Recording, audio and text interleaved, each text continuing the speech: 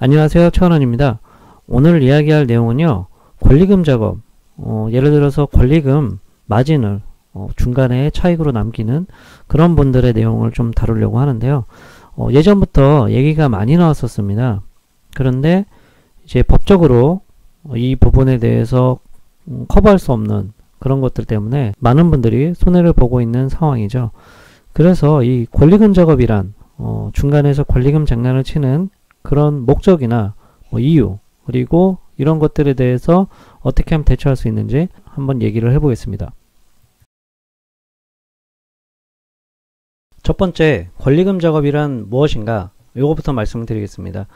보통 창업자분들이 알아보게 되면 기업공인중개사를 방문하거나 창업 컨설팅 업체를 방문하게 됩니다. 근데 일부 업체들 중에는 이 권리금 차익을 목적으로 일을 하는 업체들이 있습니다. 예를 들어서 양도인이 1억에 매장을 내놓게 됐을 경우에 그 권리금에서 한 2, 3천만 원 정도 더 업을 해서 창업자들한테 브리핑을 하는 거고요. 그러면 결과적으로 어떠냐?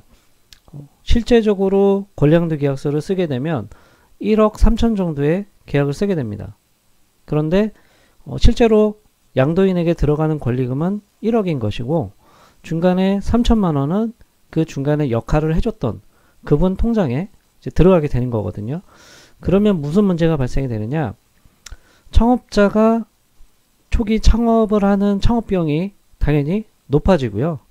그 높아짐과 동시에 그 매장을 양도양수하게 되면 기본적으로 한 3달 정도는 그 자리 잡는 기간이 또 필요합니다. 처음에 매출들이 좀 떨어지기 때문에 예를 들어서 단골들이 빠져나가거나 아니면은 그 매장이 바뀌다 보면은 변수가 조금 있습니다. 그 과정을 메울 수 있는 시간이라든지 마케팅을 할 수 있는 그 비용이라든지 이런 것들이 좀 필요한데 매장 유지 비용이 줄어들게 되는 거죠. 그러면 초창기 1, 2, 3개월에 조금 안 됐다고 생각이 들었을 때 매출이 조금 떨어졌다고 생각이 들었을 때 창업을 쉽게 포기하는 경우도 생겨요. 그래서 그 3천만 원이라는 돈이 적은 돈도 아니고 일단은 창업자들한테 굉장히 귀한 돈이거든요. 그거를 중간에 이제 마진을 남기는 거죠.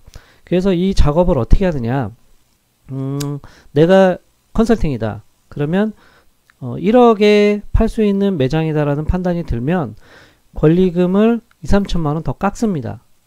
그러면 그 중간에 내 차익을 넣을 수가 있겠죠. 2, 3천만 원을 더 낮춰서 그 중간에 차익을 남긴 다음에 매물주에게 입금 인정을 받습니다. 내가 7천만 원 쥐어 드릴 테니까 나머지 금액은 인정해 달라. 그래서 계약서를 씁니다. 그러면 이제 실제적으로는 1억의 계약을 했지만 7천만 원은 양도인한테 들어가고 3천만 원은 내가 가져가는 거죠. 그 차익을 남기는 방법들이 굉장히 좀 다양하고 그렇게 일부러 작업을 하는 분들이 많이 있어요.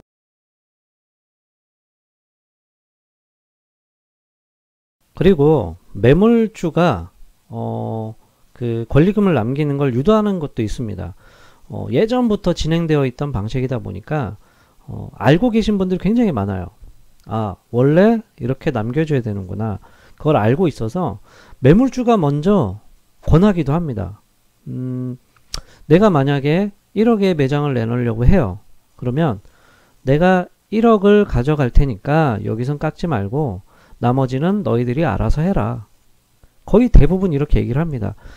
저한테 이제 물건을 파시는 분들, 그분들 중에 한 10분 중에 한두 분 정도는 저한테 그렇게 일부러 유도를 해요. 내가 7천 받을 테니까 너 마음대로 너 가져가. 그러니까 빨리만 해줘. 이렇게 하는 분들이 많이 있어요. 그런데 이렇게 되면 또 문제가 뭐냐? 제가 제대로 된 컨설팅을 못해요. 현실적으로. 그 매출이 저조하거나 수익이 적을 수도 있는 매장인데도 불구하고 이 계약을 하게 되면 내가 많이 챙길 수 있겠구나. 이 생각 때문에 수익 구조 계산도 못하게 되고 낮은 수익도 좀 높게 말하게 되고 이런 식으로 편법들이 또 이렇게 발생을 합니다. 그러니까 창업 컨설팅의 역할은 창업자의 그 창업 성공을 높이는 건데 어떻게 보면 속일 수밖에 없는 그런 것들이 발생을 하는 거죠. 당장에 이 계약을 쓰게 되면 내 눈앞에 2, 3천이 떨어지는데 못할 이유가 없거든요. 2, 3천만 원 벌려면 내가 매출 조금은 속일 수도 있다. 이런 개념도 생깁니다. 전부는 아니지만 하시는 분들 중에 이렇게 해서 작업을 하고 하시는 분들이 분명히 있어요. 그래서 권리금 작업을 하는 분들도 있지만 권리금 작업을 유도하는 매물주들도 많이 있다. 그래서 어쩔 수 없이 관행처럼 이루어진다. 이게 권리금 작업의 핵심입니다.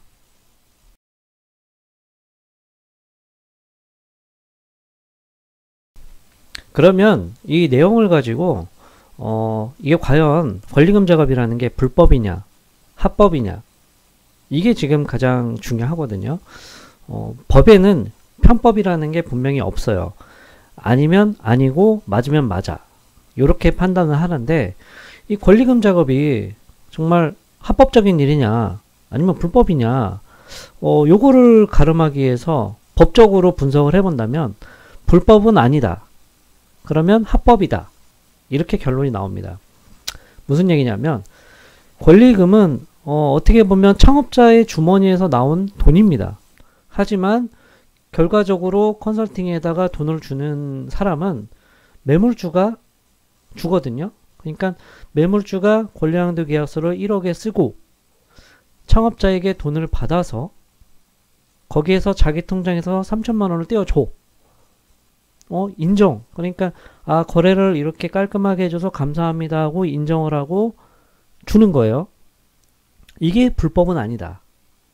그러니까 법적으로는 이게 막을 수가 없는 거고 현실적으로 합법이냐 불법이냐 이걸 따지기가 굉장히 어렵다. 그래서 관행처럼 수십 년째 진행이 되어 온 관례지만 바뀌지를 않는다는 거죠. 그게 이제 가장 큰 이제 고질적인 문제인데 또 어떻게 생각을 해보면 매물주가 인정을 해주고 돈을 준다. 그러니까 내 매장을 깔끔하게 거래해줘서 내가 1,000만 원 줄게 2,000만 원 줄게 인정해준다. 이런 돈을 받는다고 해서 불법은 아니거든요. 참 애매합니다. 어느 정도 저도 컨설팅을 제가 7년 동안 했었기 때문에 그런 부분에 대해서 인정은 해요. 내가 컨설팅 자체라는 일이 얼마나 힘들고 얼마나 많은 노력이 필요하고 얼마나 많은 발품이 필요하고 또 쫓아다녀야 되고 작업을 해야 되고 금액 깎아야 되고 뭐 답사도 가야 되고 협상해야 되고 이런 것들을 매번 하기 때문에 일이 힘든 건 저도 충분히 느끼고 그만한 대가는 받을 수 있다고 생각을 해요. 하지만 이제 좀 과해졌다. 이런 게 조금 제 판단인 거죠. 예를 들어서 1, 2천 정도 매물주가 주실 수는 있어요. 그걸 받는 건 좋은데 이게 이제 2, 3천이 되고 3, 4천이 되고 이렇게 되는 거죠. 저도 과거에는 많이 받기도 했어요. 그런 일들을 좀 해보니까 불법은 아닌데 뭔가의 그 양심? 그러니까 창업자가 창업을 믿고서 저한테 했는데 나중에 잘 안 되는 경우 발생할 수 있죠. 그러면 그거에 대한 이제 대처를 제가 알려드려야 되는데 알려드리질 못해요. 왜? 내가 이 사장님 매장을 해드리면서 얼마만큼 챙겼기 때문에 전화를 못 드려요. 내가 그분을 속였을 경우에. 또 보통 이제 거래를 하고 난 뒤에 매물주분들이 얼마에 내놨는지 아시는 경우들이 있어요. 지금 창업하신 분들이. 그러면 컨설팅에 대해서 불신, 그리고 분노, 뭐 이런 것들이 생깁니다.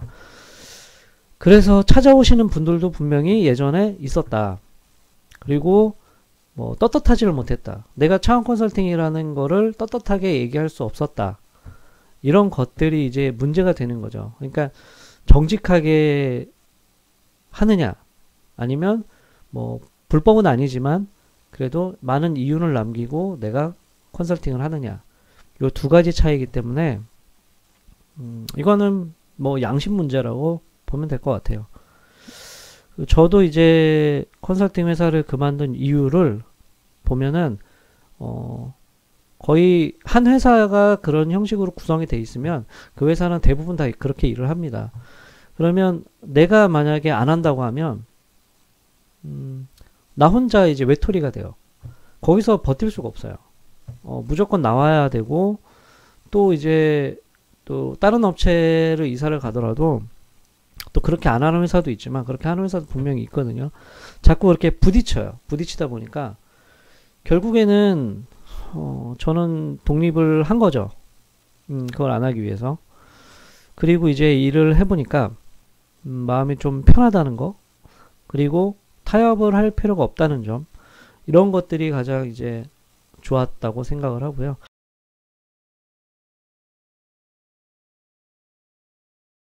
네, 그리고 많은 분들이 이야기하는 것들이 있습니다. 일부 창업 컨설팅 업체는 권리금 업브리핑을 하지만 부동산은 안 한다. 이렇게 얘기하시는 분들이 있어요. 그리고 중개사법에 보면은 그게 분명히 불법으로 되어 있습니다. 뭐 예를 들어서 그 수수료 이내에 범위 이내의 수수료를 받아야지 그 이상을 이제 챙기게 됐을 경우에는, 또 그게 적발이 됐을 경우에는 뭐 영업정지라든지 아니면은 영구정지라든지 이런 것들을 받기 때문에 안 한다고 이렇게 이야기를 많이 하는데, 제가 몇 년 동안 해보니까 기업공인중개사도 그런 일을 합니다. 결론적으로 예를 들어서 저희 그 가족분들이 장사를 20년째 하고 있어요. 20년 넘게 하고 있는데 그 중에 또 한 분이, 친척 중에 한 분이 음식점을 한 구에서 네 군데를 하십니다. 그만큼 이제 장사를 정말 잘 하시는 분인데, 그분이 이제 4, 5점을 최근에 오픈하기 전에 이제 받은 자리가 있었어요. 기업공인중개사 가서 이제 물건을 소개를 받았죠. 그래서 이제 뭐 계약금이 500만 원인가 주시고 계약을 썼는데, 그때 거기서 말한 권리금이 3천만 원이었어요. 3천만 원의 가게였고 기존에 있던 사장님이 장사가 안 돼서 문을 닫은 곳이었고, 근데 나중에 알고 보니까 그 가게 권리금이 빵원이었던 거예요. 그러니까 기존 점주가 월세 나가는 게 걱정이 돼서 권리금을 빵원에 내놨고, 중간에 그 기업공인중개사는 3천만 원을 넣어서 이제 그 저희 가족분께 소개를 해준 거죠. 뽀록이 난 거죠. 어떻게 보면. 그래서 계약금을 포기를 하셨어요. 500만 원. 하도 열이 받아서 포기를 하셨는데, 그런 일도 발생을 했고요. 또 예전엔 제가 대구를 내려가서 커피 전문점 계약을 쓴 게 있어요.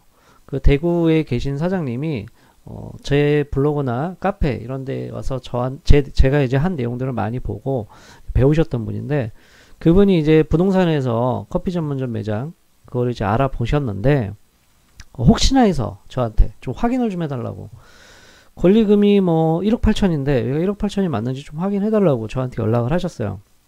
제가 이제 확인을 해보니까 한 2천만 원 정도가 더 쌌던 거죠. 그거를 보면은 뭐 개업공인중개사가 중간에 마진을 안 남긴다, 뭐 수수료만 받는다, 그거는 조금 이해가 안 되고, 또 이제 그쪽에서 계약 쓰는 게 달라요. 용역계약서를 쓰는데 공인중개사 수수료 계약서가 따로 있고, 그건 수수료 계약이고, 그거에 별개인 계약서, 또 지불 계약서가 또 따로 있어요. 그러면 법으로 이게 걸리지가 않아요. 그래서 가능하다는 거거든요. 제가 봤을 땐 그래요. 그래서 뭐 꼭 기업공인중개사 가서 계약을 써야 됩니다, 이런 분들이 있는데, 그거는 뭐 확률적으로 기업공인중개사가 좀 적다는 거, 상당히 좀 적고, 그리고 수수료도 뭐 과도하게 남기진 못해요. 왜냐하면 그 한 동네에 있다 보니까 그게 또 소문이 또 안 좋게 나고, 그렇게 되다 보니까 과도하게는 받지를 못하죠, 당연히. 그런 이제 장단점은 있는데, 이게 서로 정답은 없고, 기업 공인중개사도 분명히 그런 일을 하는 업체들이 종종 있다. 그러니까 이게 사람이 하는 일이니까 100%다 그렇지 않다. 요거를 제가 말씀드리고 싶어요.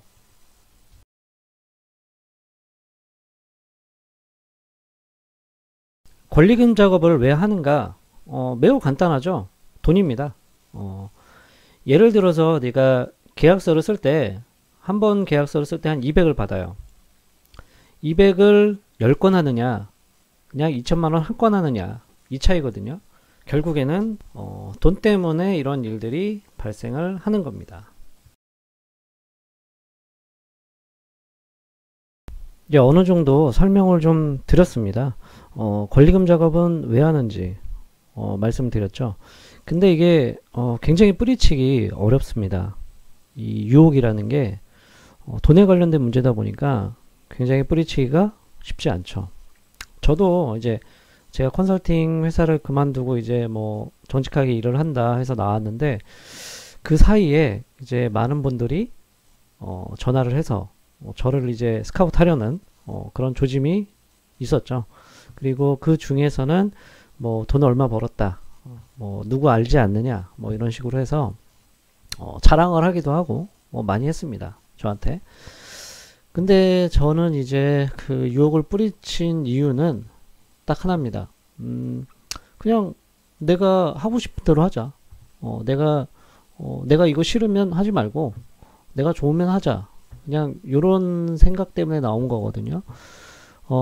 그래서 뭐 고수익은 뭐 당장이 수익이 생겨서 좋을 수는 있는데, 결국에는 이제 오래는 못 간다.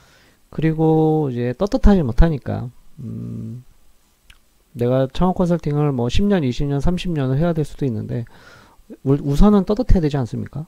그래서 그만둔 경우고, 그리고 요즘 느끼는 게 뭐냐면, 창업자들이 많이 힘들어요.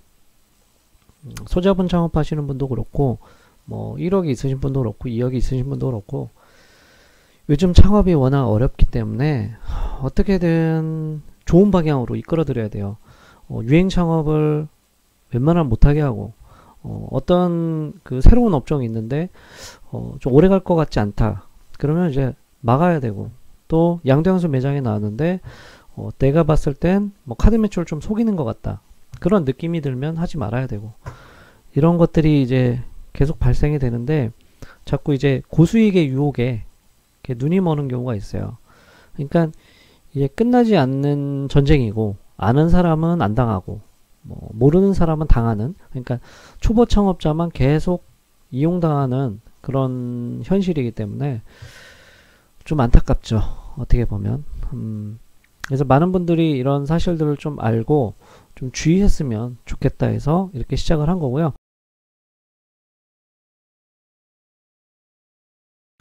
그러면 이제 해결책이 무엇이냐, 그거를 말씀을 드려야 되는데, 이게 상당히 조심스럽습니다. 제가 이 해결책에 대해서 연구를 많이 하고, 이제 저는 이제 그렇게 진행을 하고 있는데, 그게 계약서 내용에 이제 포함이 되어 있거든요.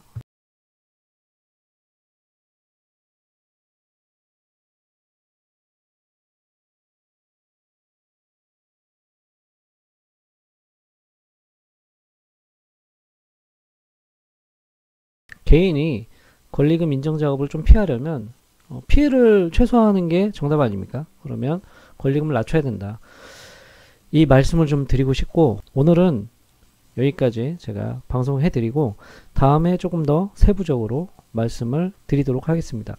감사합니다.